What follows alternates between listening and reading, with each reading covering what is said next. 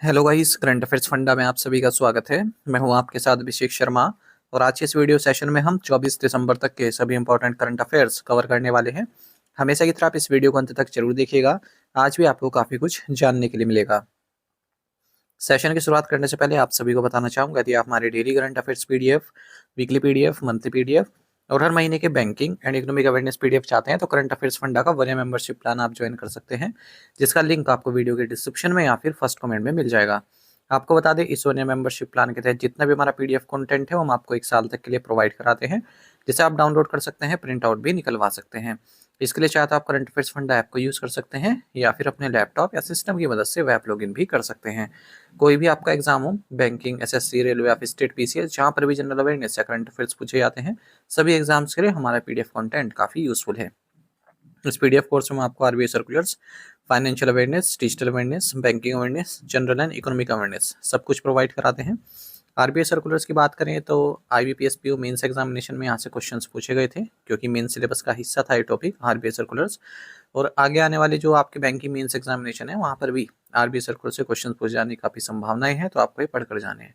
आप खुद से ही पढ़ सकते हैं, आरबीआई की वेबसाइट पर अवेलेबल रहते हैं, पर वहाँ काफ़ी लेंदी होते हैं, फाइनेंशियल और इकोनॉमिक टर्म्स काफ़ी यूज़ होते हैं, इसलिए समझने में टाइम लगता है, टाइम कंज्यूमिंग प्रोसेस है ये। करंट अफेयर्स फंडा ने आपका यही काम आसान कर दिया है। हमने जितने भी आरबीआई सर्कुलर्स हैं पिछले 5-6 महीनों के, उन्हें काफ़ी ईजी लैंग्वेज में पीडीएफ फॉर्मेट में रेडी किया है, ताकि आपको समझने में आसानी हो।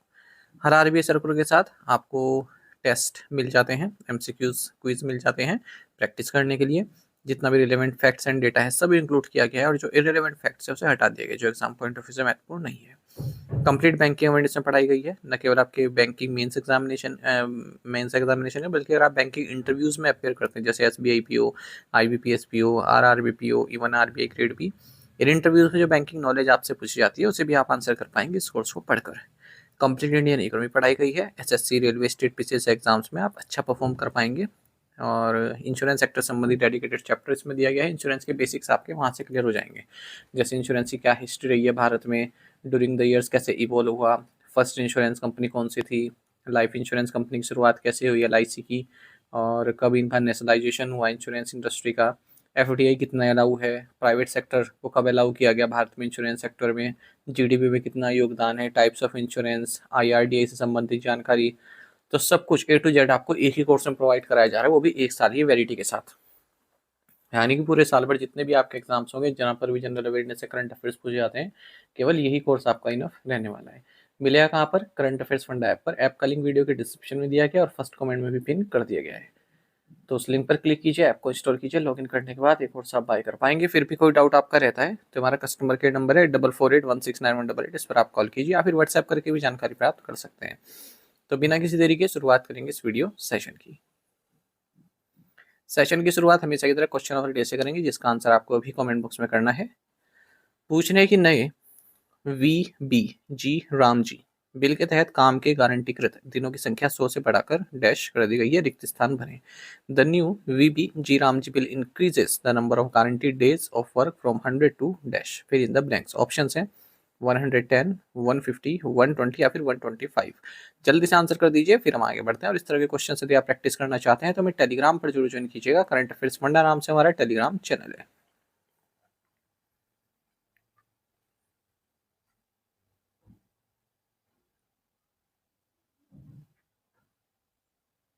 Which organization indigenously designed and built anti-submarine warfare shallow watercraft अंजुदीप? किस कंपनी ने स्वदेशी रूप से पनडुब्बी रोधी युद्धक उथले पानी के पोत अंशदीप का डिजाइन और निर्माण किया है? ऑप्शंस आपके सामने है। सही आंसर ऑप्शन डी है, garden reach ship builders and engineers. तो अंशदीप जो कि जो 8 ASW SWC यानी कि anti submarine warfare shallow watercraft बनने उनमें से तीसरा है ये अंशदीप। इसको भारत में डिजाइन भी किया गया और बनाया भी गया है garden reach ship builders and engineers Kolkata द्वारा। ये इंडियन नेवी को डिलीवर कर दिया गया है चेन्नई में, और पब्लिक प्राइवेट पार्टनरशिप के तहत इसको बनाया गया है L&T शिपयार्ड कोट्टुपल्ली के साथ मिलकर। 77 मीटर लेंथ है इसकी। और इसका नाम कहाँ से आता है? एक अंजदीप आइलैंड है कारवार कर्नाटक में, वहां से इसका नाम आया है। Which shipyard design and build Indian coast guard ship Amulya? भारतीय तटरक्षक बल के जहाज अमूल्य के शिपयार्ड ने डिजाइन और निर्मित किया है। राइट आंसर ऑप्शन है गोवा शिपयार्ड लिमिटेड। तो इंडियन कोस्ट गार्ड शिप अमूल्य, देखिए 8 न्यू जनरेशन अदम्य क्लास फास्ट पेट्रोल वेसल्स बनाए जा रहे हैं, उनमें से तीसरा है अमूल्य। इसको कमीशन किया गया है गोवा में और 51 मीटर का वेसल है ये, मतलब लेंथ इसकी, और गोवा शिपयार्ड लिमिटेड द्वारा इसको डिजाइन भी किया गया और बनाया भी गया है। कहाँ पर बेस्ड रहेगा ये? पारादीप, उड़ीसा में। बाकी इसकी बेसिक जानकारी है। Who has been recommended as the MD and CEO of Canara bank? Canara bank के MD और CEO के पद के लिए किसका नाम प्रस्तावित किया गया है? राइट आंसर ऑप्शन सी है ब्रजेश कुमार सिंह। तो फाइनेंशियल सर्विसेज इंस्टीट्यूशंस ब्यूरो ने ब्रजेश कुमार सिंह का नाम आगे किया है कैनरा बैंक के managing director and chief executive officer के लिए। फिलहाल ये इंडियन बैंक में एग्जीक्यूटिव डायरेक्टर हैं। और किसकी जगह लेंगे ये? जो करंट एमडी एंड सीईओ के सत्यनारायण राजू, जो कि दिसंबर के एंड में रिटायर हो जाएंगे। कैनरा बैंक का हेडक्वार्टर्स बेंगलुरु में है। 1906 में इसकी स्थापना हुई थी अम्मेपल सुब्बाराव पाई द्वारा। नेशनलाइजेशन 1969 में हुआ इसका। अब बात करें अगर हम FSIB की, फाइनेंशियल सर्विसेज इंस्टीट्यूशंस ब्यूरो की, तो इसको department of financial services ministry of finance के तहत सेटअप किया गया है। और इसका जो प्राइमरी रोल है वो ये है, जो इंश्योरेंस कंपनीज हैं, पब्लिक सेक्टर बैंक हैं, उनके चीफ्स को सिलेक्ट करना है, MD एंड CEO को सिलेक्ट करना। इससे पहले जो संस्था ये काम करती थी उसको कहते थे बैंक बोर्ड्स ब्यूरो, BBB। तो वो इनकम्पिटेंट अथॉरिटी थी, तो उसको हटा दिया गया था, रिप्लेस कर दिया गया। New Zealand has agreed to eliminate tariffs on what percentage of its tariff lines for Indian exports? New Zealand ने भारतीय निर्यात के लिए अपनी कितनी प्रतिशत टैरिफ लाइनों पर टैरिफ समाप्त करने पर सहमति जताई है? राइट आंसर ऑप्शन डी है 100%। तो इंडिया और न्यूजीलैंड ने एक फ्री ट्रेड एग्रीमेंट को साइन किया है, जिसके लिए निगोशिएशंस इसी साल 16 मार्च को शुरू हुए थे, जब New Zealand prime minister Christopher Luxon PM Modi से मिले थे न्यू दिल्ली में। तो भारत ने कहा है कि हम 70% लाइंस पर 95% जो न्यूजीलैंड के प्रोडक्ट्स भारत में आते हैं उन पर टैरिफ माफ़ करेंगे। ठीक है, यानी कि 95% जो न्यूजीलैंड से हमारे पास इंपोर्ट आता है, ठीक है, तो उस पर हम टैरिफ माफ़ करेंगे। दूसरा है न्यूजीलैंड 100% माफ़ कर देगा। ठीक है, हालांकि भारत ने जो डेयरी है उसको एक्सक्लूजन लिस्ट में रखा है। न्यूजीलैंड से जो डेयरी प्रोडक्ट हमारे पास आते हैं उस पर कोई टैरिफ माफ़ नहीं रहेगा। आप समझिए, देखिए दो चीज़ें, एक तो 70% लिखा है, एक लिखा है 95%। मान लीजिए जो न्यूजीलैंड से हमारे पास 100 चीज़ें आती हैं, ठीक है, तो 95% चीज़ें ऐसी रहेंगी जिन पे हम टैरिफ माफ़ कर रहे हैं। ठीक है, इस तरह समझें आप इसे। न्यूजीलैंड की बात करें तो New Zealand 20 billion US dollar Bharat में इन्वेस्ट करेगा अगले 15 सालों में, और दोनों ही देश अपने बायलैटरल ट्रेड को अगले 5 सालों में 5 बिलियन US डॉलर तक बढ़ाने की बात कर रही हैं। साथ ही agri technology action plans on kiwi fruits, apples and honey, इसको भी लॉन्च किया जाएगा। साथ ही Ayush, culture, fisheries, audio visual, tourism, forestry, horticulture, traditional knowledge system, इन पर भी काम किया जाएगा दोनों ही देशों के बीच में। अच्छा, साथ ही FTA से जो न्यूमेरिकल कैप्स है इंडियन स्टूडेंट्स पर, जो कि 20 आवर्स पर वीक वर्क की गारंटी अब देती है। ठीक है, और न्यूजीलैंड जो है टेम्प्रेरी एम्प्लॉयमेंट वीज़ाज भी देगा इंडियन प्रोफेशनल्स को। कोटा रहेगा 5000 वीज़ा एनुअली और 3 साल तक रुक सकते हैं। Where was the 7th UN environment assembly held? संयुक्त राष्ट्र पर्यावरण सम्मेलन की 7वीं सभा का आयोजित की गई। राइट आंसर ऑप्शन भी है नैरोबी, केन्या। तो 7th UN environment assembly Nairobi, Kenya में हुई है। थीम रहा advancing sustainable solutions for resilient planet.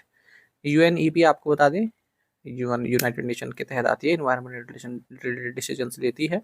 193 UN member states हैं इसमें, और हर 2 साल में इसकी मीटिंग होती है इसके हेडक्वार्टर्स में नैरोबी में। व्हेन इज द किसान दिवस ऑब्जर्व्ड इन इंडिया? भारत में किसान दिवस कब मनाया जाता है? राइट आंसर ऑप्शन भी है 23 दिसंबर। तो किसान दिवस या नेशनल फार्मर्स डे ये भारत में 23 दिसंबर को मनाया जाता है, और क्योंकि इस दिन बर्थ एनिवर्सरी होती है चौधरी चरण सिंह की, जो कि इंडिया के 5th प्राइम मिनिस्टर रहे हैं और चैंपियन ऑफ इंडियाज फार्मर्स के तौर पर इन्हें जाना जाता है। प्रेसिडेंट द्रौपदी मुर्मू ने लास्ट ईयर इन्हें भारत रत्न से सम्मानित किया था।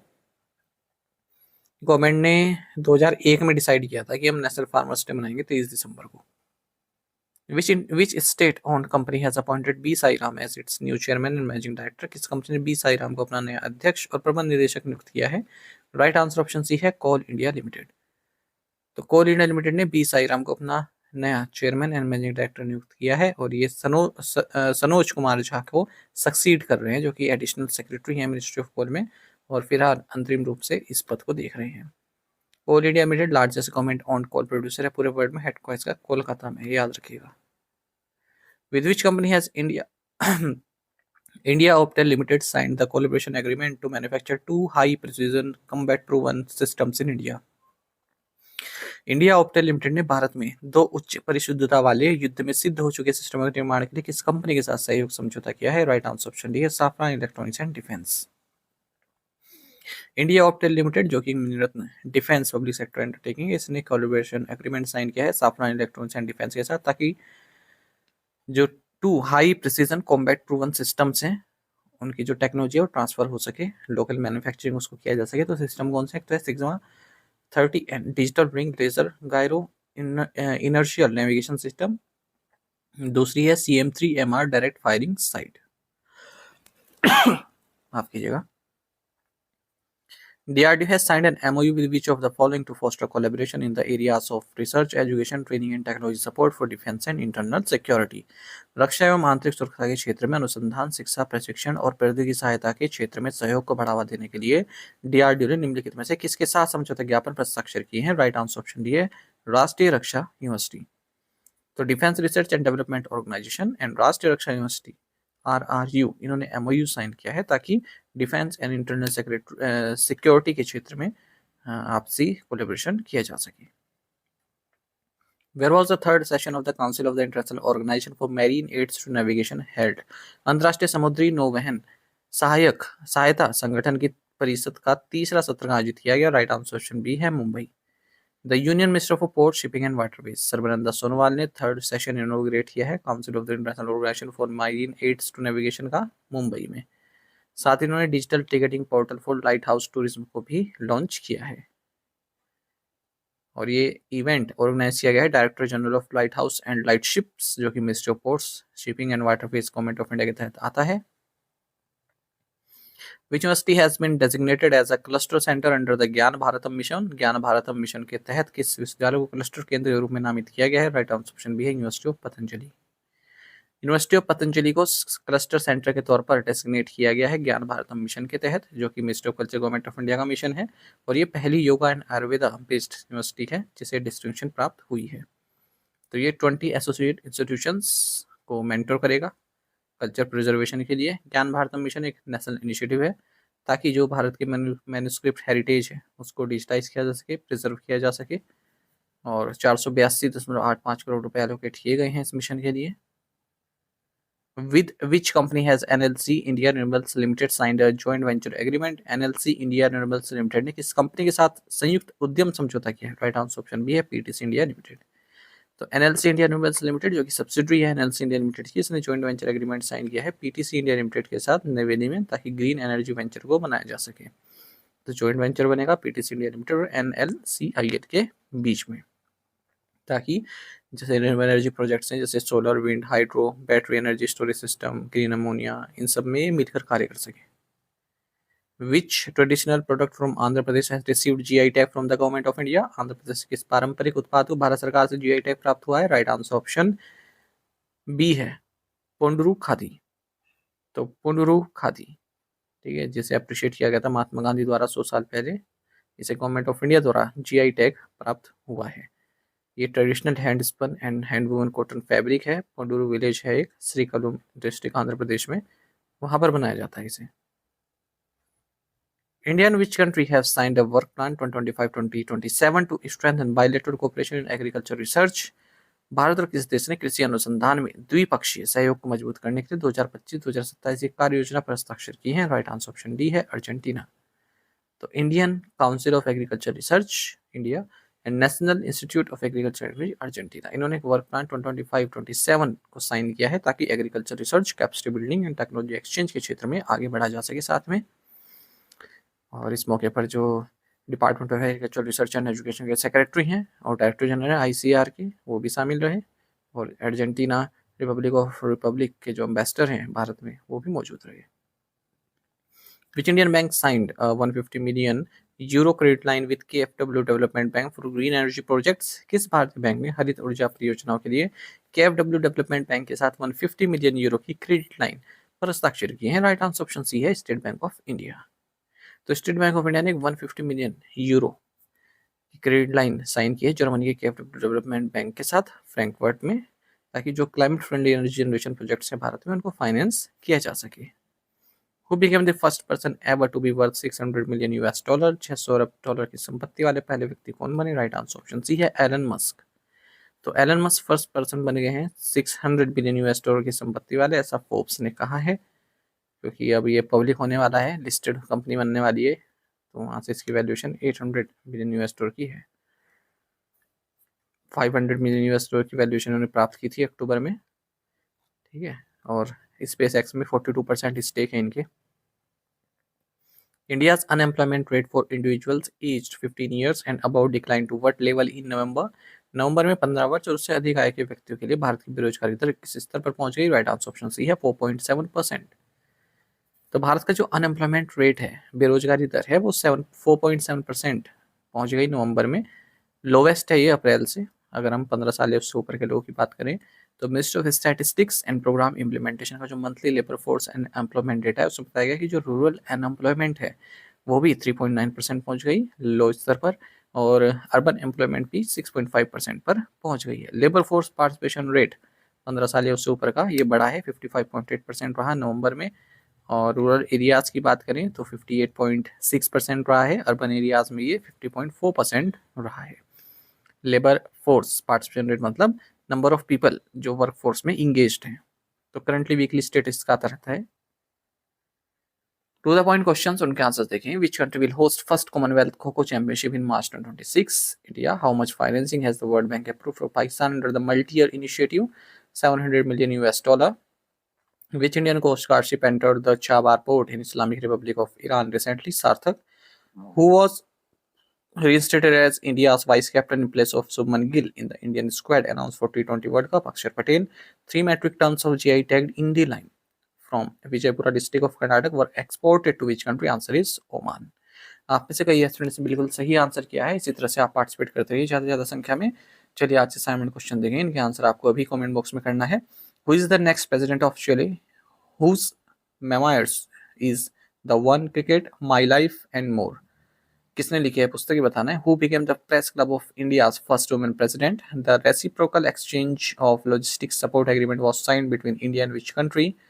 Who has been appointed as 11th Director General of the National Council of Applied Economic Research? इन पांचों क्वेश्चंस के आंसर आपको कमेंट बॉक्स में देने हैं। यदि ये क्वेश्चन का आंसर भी आता है वो भी आप हमें अवश्य बताइएगा। ज़्यादा से ज़्यादा संख्या में पार्टिसिपेट करने की कोशिश कीजिए, यही आपसे रिक्वेस्ट रहती है। ठीक है, थैंक यू गाइस।